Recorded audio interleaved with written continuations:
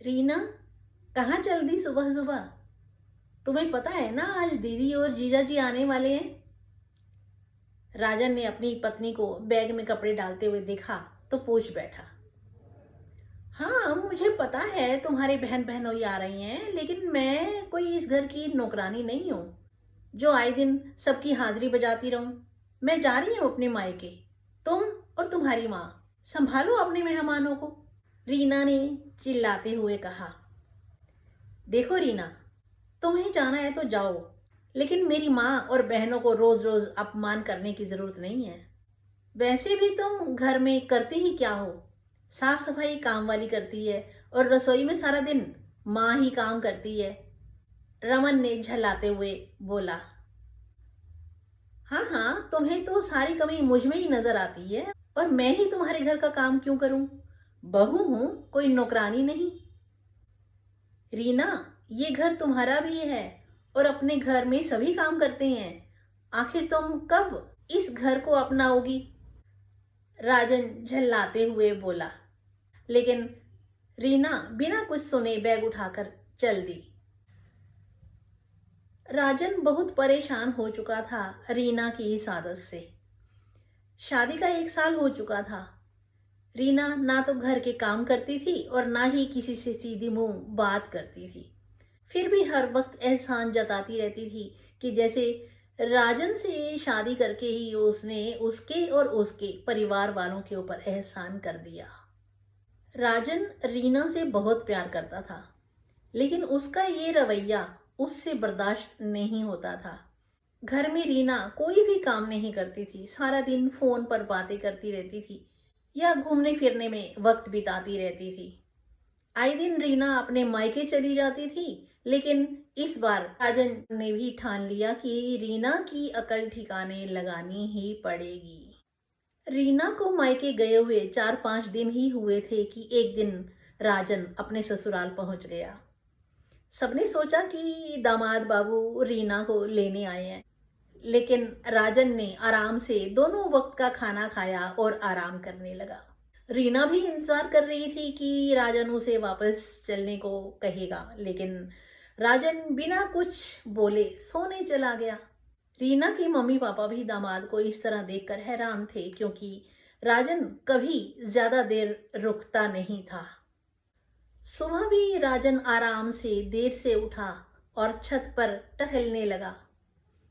चाय नाश्ता करके फिर आराम से टीवी देखने लगा। दूसरे दिन भी जब राजन ने वापस जाने की बात नहीं कही तो राजन की सांस से रहा नहीं गया और वो बोल पड़ी। दामाद बाबू, आपको काम पर नहीं जाना क्या? पहले तो हमेशा आप जल्दी में रहते थे, लेकिन इस बार? मम्मी जी, वो मेरी नौकरी छूट गई है। माँ भी 2 महीने के लिए मामा जी के यहाँ चली गई है। अब मेरी पत्नी भी यही है, तो मैंने सोचा कि मैं भी यहाँ आ जाता हूँ। मम्मी जी, आपको मेरे यहाँ रहने से कोई परेशानी तो नहीं? राजन बहुत ही सहजता से बोला। राजन की नौकरी छूटने की बात सुनकर रीना और रीना की माँ दोनों सकते में आ गई। रीना तो रोने लगी कि पहले ही राजन मेरे खर्चों पर कंजूसी करता था, तो अब तो मुझे बिल्कुल भी पैसे नहीं देगा। ऐसे बेरोजगार आदमी के साथ मेरा गुजारा कैसे होगा? अगले दिन राजन के ससुर जी ने राजन को समझाते हुए कहा। दामाद बाबू, आपकी नौकरी छूट गई है, तो इस तरह हाथ पर हाथ धर कर बैठने से काम थोड़े ही चलेगा। आपको दूसरी नौकरी ढूंढनी चाहिए। आखिर परिवार चलाने के लिए काम तो करना ही पड़ेगा। पापा जी, लगता है आपको मेरा यहाँ रहना अच्छा नहीं लगता। अरे आखिर ये मेरा भी तो ससुराल है। यहाँ रहकर मुझे काम करने की क्या जरूरत है? वैसे भी मैं बहुत थक गया हूँ काम करते करते। कुछ महीने आराम करना चाहता हूँ, जैसे आपकी बेटी अपने ससुराल में आराम से रहती है। रमन की बात सुनकर रीना के पिता बिफरते हुए बोले। दामाद बाबू, हमें पता नहीं था कि आप इतने कामचोर और निठल्ले हैं। नहीं तो हम अपनी बेटी का हाथ आपके हाथ में कभी नहीं देते। ऐसा निठल्ला दामाद हमें नहीं चाहिए जो हमारी बेटी की जरूरतें भी पूरी ना कर सकता हो।